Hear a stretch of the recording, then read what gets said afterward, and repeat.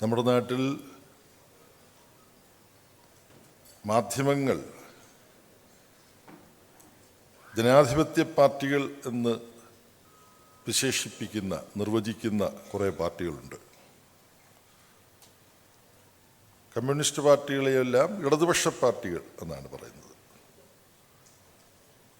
ഈ പ്രയോഗം കേട്ടാൽ ആരും സാമാന്യന് ധരിച്ചു പോകും ഈ ജനാധിപത്യ പാർട്ടികൾ എന്ന് വിശേഷിപ്പിക്കുന്നവ ജനാധിപത്യപരമായിട്ടാണ് പ്രവർത്തിക്കുന്നത് എന്ന്. അങ്ങനെയാണല്ലോ, പേരും പ്രവൃത്തിയും തമ്മിൽ ബന്ധമുണ്ടാവണമല്ലോ. അതെന്താണ് യാഥാർത്ഥ്യം? ഇന്ത്യയിൽ ഏറ്റവും പഴക്കമുള്ള മാധ്യമദൃഷ്ടിയിലെ ജനാധിപത്യ പാർട്ടി കോൺഗ്രസ്,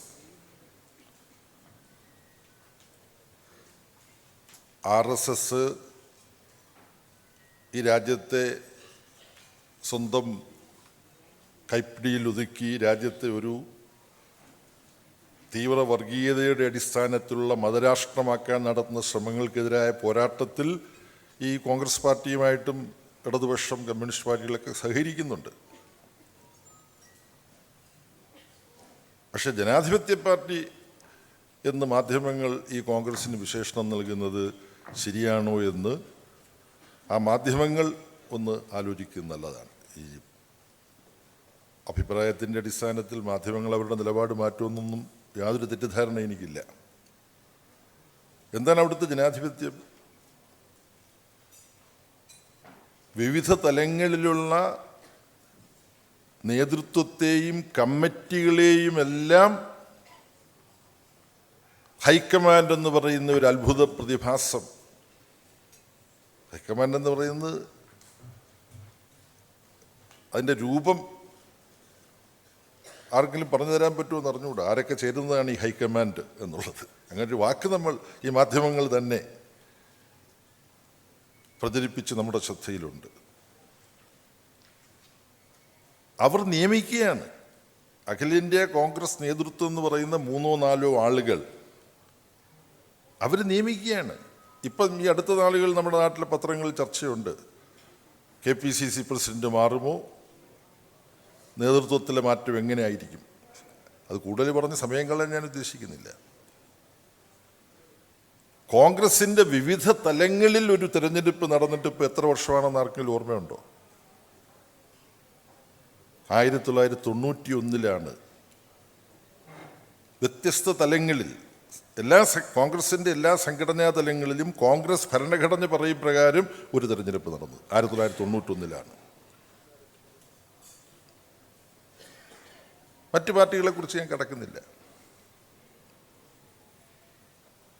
കോൺഗ്രസിൻ്റെ സംസ്ഥാന അധ്യക്ഷന്മാരെ മാത്രമല്ല ഈ ഹൈക്കമാൻഡ് തീരുമാനിക്കുന്നത്.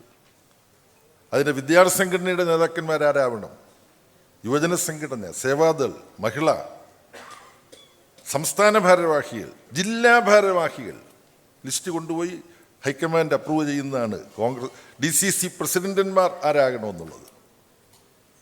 ഇതിനെക്കുറിച്ചൊന്നും മാധ്യമങ്ങൾക്ക് ഒരു പരാതിയുമില്ല. CPIM-ന്റെ സമ്മേളനങ്ങൾ ജനാധിപത്യ കേന്ദ്രീകരണ തത്വം അനുസരിച്ച് നടക്കുമ്പോൾ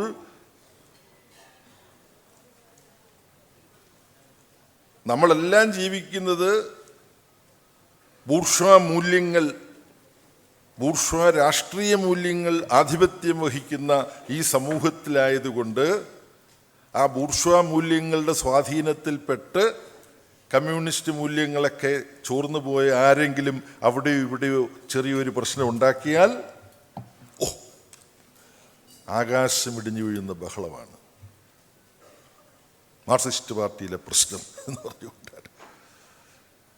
അവിടെ ഇവിടേക്ക് ചെറിയ പ്രശ്നങ്ങൾ ഉണ്ടെന്ന് തന്നെയാണ് ഞാൻ ഈ പറഞ്ഞത്. നാളെ ഇനി പ്രധാന തലക്കെട്ട് മാർക്സിസ്റ്റ് പാർട്ടിയിൽ പ്രശ്നങ്ങളുണ്ട് എന്ന് പറഞ്ഞിട്ട് വരുമെന്ന് എനിക്ക് അറിഞ്ഞുകൂടാ. അതാണ് മാധ്യമങ്ങളുടെ രീതികൾ. അതാണ് അനനുപാതികമായിട്ട് റിപ്പോർട്ട് ചെയ്യുക. മാർക്സിസ്റ്റ് പാർട്ടിയിൽ ചില തലങ്ങളിൽ ചില പ്രശ്നങ്ങളുണ്ട്. അത് പാർട്ടിയുടെ ഭരണഘടനയനുസരിച്ച് ജനാധിപത്യ കേന്ദ്രീകരണ തത്വം അനുസരിച്ച് പാർട്ടി കൈകാര്യം ചെയ്ത് ഓരോന്നും പരിഹരിച്ചുകൊണ്ടിരിക്കുകയല്ലേ. പ്രശ്നമെല്ലാം പരിഹരിക്കപ്പെട്ടു പോവുകയല്ലേ CPIM-ൽ? പ്രശ്നമുണ്ടായാൽ ആ പ്രശ്നം ഉണ്ടാകുന്നത് എന്തുകൊണ്ടാണ്? ഈ ബൂർഷ്വാ രാഷ്ട്രീയ പാർട്ടികളുടെ പ്രവർത്തന വൈകല്യങ്ങൾ ആധിപത്യം വഹിക്കുമ്പോൾ അത് ചിലയിടത്ത് ബാധിക്കും. അതിനെതിരായിട്ടുള്ള സമരം, ഉൾപാർട്ടി സമരം, റെക്ടിഫിക്കേഷൻ ക്യാമ്പയിൻ, തെറ്റുതിരുത്തൽ പ്രവർത്തനം അത് നിരന്തരം നടത്തുന്ന പാർട്ടിയാണിത്. ഈ പാർട്ടി സമ്മേളനങ്ങളും ഇത്തരത്തിൽ തെറ്റുകൾ തിരുത്താനുള്ള ഒരു സന്ദർഭമായി ഈ പാർട്ടി സമ്മേളനങ്ങളിലെ ചർച്ചകളും പാർട്ടി സമ്മേളനങ്ങളിലെ തീരുമാനങ്ങളും മാറുകയാണ്. പാർട്ടി സമ്മേളനങ്ങളിൽ വിഭാഗീയതയൊന്നും ബാധിക്കാതെ ജനാധിപത്യപരമായ തെരഞ്ഞെടുപ്പുകൾ നടക്കുന്നുണ്ടല്ലോ, തീരുമാനങ്ങൾ അങ്ങനെ എടുക്കുന്നുണ്ടല്ലോ. പക്ഷെ പാർട്ടി വിഭാഗീയത അനുവദിക്കില്ല എന്നുള്ളതും കമ്മ്യൂണിസ്റ്റ് പാർട്ടിയുടെ വളരെ കൃത്യമായ ധാരണയാണ്. അപ്പോൾ കമ്മ്യൂണിസ്റ്റ് പാർട്ടി സംഘടനയും ബൂർഷ്വാ പാർട്ടി സംഘടനകളും തമ്മിലുള്ള വ്യത്യാസം അത് ജനങ്ങൾ മനസ്സിലാക്കുന്നതിന് ഉത്തരവാദിത്വ ബോധത്തോടുകൂടി മാധ്യമങ്ങളും ഒരു പങ്ക് വഹിക്കാനുണ്ട്. അത് മാധ്യമ പ്രവർത്തകർക്ക് അങ്ങനെയൊക്കെ പങ്കുവഹിക്കണമെന്ന് താല്പര്യം ഉണ്ടാകും. പക്ഷെ മാധ്യമ മുതലാളിമാർ അത് വകവെച്ചു കൊടുത്തു എന്ന് വരില്ല. ഈ സമ്മേളനം സമാരംഭിക്കുമ്പോൾ വിശേഷിച്ച് തിരുവനന്തപുരത്ത്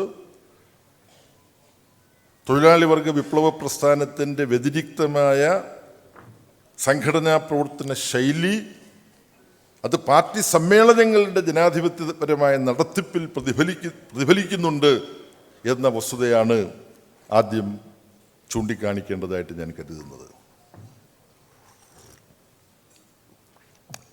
സ്വാഗതം പറയുമ്പോൾ സഖാവ് TN സീമ, വാഴവട്ടം അമ്മ ഉൾപ്പെടെ ഞാനെല്ലാം വിദ്യാർത്ഥികളായിരിക്കുമ്പോൾ സഖാവ് ആനത്തലവട്ടം ആനന്ദൻ ഏറ്റവും കൂടുതൽ സംസാരിച്ച് കേട്ടിട്ടുള്ളതാണ് രക്തസാക്ഷി വാഴമുട്ടത്തെ അമ്മു.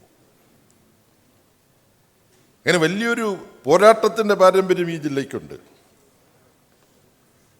പ്രശസ്ത മാർക്സിസ്റ്റ് ചിന്തകനും ഫാസിസ്റ്റ് വിരുദ്ധ സമരത്തിൻ്റെ നായകനുമൊക്കെ ആയിരുന്ന വാൾട്ടർ ബെഞ്ചമിൻ, അദ്ദേഹം ചരിത്രവൽക്കരിക്കുക, ആവർത്തിച്ച് അതിൻ്റെ പ്രാധാന്യം അദ്ദേഹം പറഞ്ഞിട്ടുണ്ട്. ചരിത്രബോധം ഉണ്ടായിരിക്കേണ്ടതിൻ്റെ പ്രാധാന്യം. അങ്ങനെ ഈ പ്രദേശത്തിൻ്റെ ചരിത്രത്തിലേക്ക് തിരുവനന്തപുരത്തെ സമ്മേളനത്തിലാണല്ലോ പോകുന്നതെന്ന് വെച്ച് ആലോചന പിന്നിലേക്ക് പായിച്ചപ്പോൾ ബ്രിട്ടീഷ് സാമ്രാജ്യത്വത്തിനും ഈസ്റ്റ് ഇന്ത്യ കമ്പനിക്കുമെതിരായി ഇന്ത്യയിൽ തന്നെ ആദ്യം നടന്ന സംഘടിത സമരങ്ങളിലൊന്ന് ആറ്റിങ്ങൽ സമരമാണ് ഈ ജില്ലയിലെ 1721. അതിൻ്റെ വിശദാംശങ്ങൾ ഇവിടെ പ്രസക്തമല്ല, കാര്യം വേറെ കാര്യങ്ങൾ നമുക്ക് ചർച്ച ചെയ്യാനുണ്ട്. സമകാലികമായ ഒരുപാട് കാര്യങ്ങൾ ചർച്ച ചെയ്യാനുണ്ട്. ഒരുപാട് സമയം നമുക്ക് ചരിത്രത്തിൽ ചെലവിടാൻ കഴിയില്ല. ആറ്റിങ്ങൽ സമരം നടന്ന് 20 വർഷം കഴിഞ്ഞപ്പോൾ ഏഷ്യയിൽ തന്നെ സാമ്രാജ്യത്വത്തിനെ, ഒരു സാമ്രാജ്യത്വ ശക്തി, ഒരു കൊളോണിയൽ ശക്തിയെ ഒരു നാവിക യുദ്ധത്തിൽ പരാജയപ്പെടുത്തി. കുളച്ചൽ 1741 ഡച്ചുകാരെയാണ് പരാജയപ്പെടുത്തിയത്. ഇപ്പൊ കുളച്ചൽ കേരളത്തിൽ തിരുവിതാംകൂറിലും അല്ല, തമിഴ്നാടിൻ്റെ ഭാഗമാണ്. അന്ന് തിരുവിതാംകൂറിൻ്റെ ഭാഗമാണ്. അതിൽ വലിയ പങ്ക് വഹിച്ചത് മത്സ്യത്തൊഴിലാളികളാണ്, ഡച്ച് നാവികസേനയെ തോൽപ്പിക്കുന്നതിൽ. ആ പാരമ്പര്യം തുടർന്നിട്ടുണ്ട്.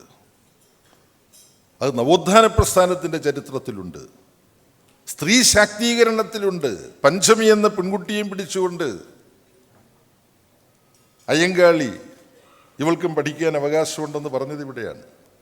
അങ്ങനെ കടന്നു ചെന്ന സ്കൂള് തീയിട്ട് നശിപ്പിച്ചു. മനുവാദികൾ അവർ പക്ഷേ ഇന്ന് ഇന്ത്യയിൽ ആധിപത്യം നേടിയിരിക്കുകയാണ്.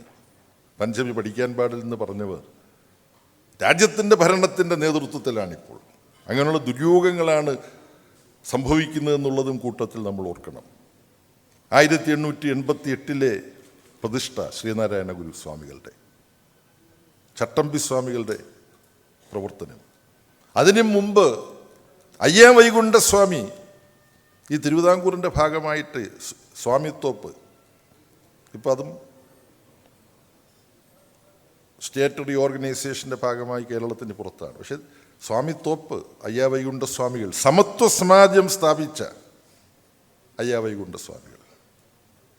അപ്പം അങ്ങനെ വലിയൊരു നവോത്ഥാനത്തിൻ്റെ പാരമ്പര്യം, പോരാട്ടത്തിൻ്റെ പാരമ്പര്യം, സാമ്രാജ്യത്വ വിരുദ്ധതയുടെ പാരമ്പര്യം, സാമ്രാജ്യത്വ വിരുദ്ധ സമരം ഒന്നു ജയിച്ചതിൻ്റെ പാരമ്പര്യം, കുളച്ചൽ യുദ്ധം, ഇതെല്ലാം ഈ പ്രദേശത്തുണ്ട് എന്നുള്ളത് ഈ സന്ദർഭത്തിൽ പ്രസക്തമാണ്.